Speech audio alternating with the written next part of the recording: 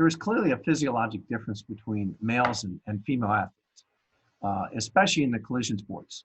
Anatomically speaking as well, women, through their menstrual cycle, their ligaments become more lax.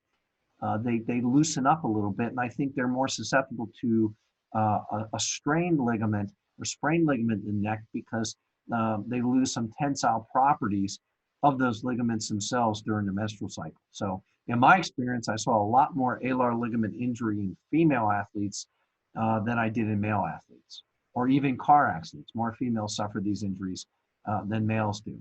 I'm a big proponent of not allowing bodies to be traumatized until they're physically able to take the trauma. In youth football, maybe we shouldn't be having hitting drills until the athletes reach an age where they can get their neck strong enough to accommodate that. And even in soccer, hitting a soccer ball, you need a strong neck to do that properly. And doing it when you're too young, you're imparting too much force into the brain and head because your neck isn't strong enough to put more force on the ball than the ball puts on you.